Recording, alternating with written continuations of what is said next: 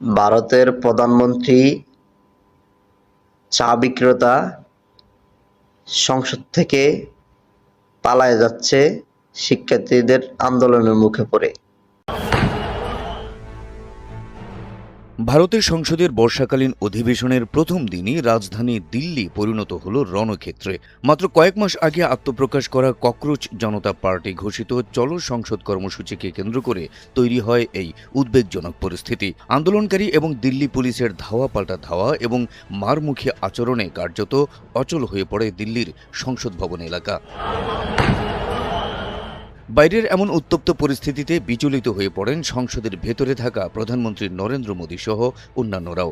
এক পর্যায়ে কড়া নিরাপত্তা বলয়ের মধ্যে তড়িঘড়ি করে প্রধানমন্ত্রীর কনভয়কে সংসদ ভবন ত্যাগ করে বেরিয়ে যেতে দেখা যায়। একটি ভিডিওতে দেখা যায় বাইরে যখন আন্দোলনকারী এবং পুলিশের মধ্যে ধাওয়া পাল্টা ধাওয়া চলছিল, তখন প্রধানমন্ত্রী নরেন্দ্র মোদী চুপিসারে গাড়িতে করে বের হয়ে যান। এ সময় তার নিরাপত্তা কর্মকর্তাদের বেশ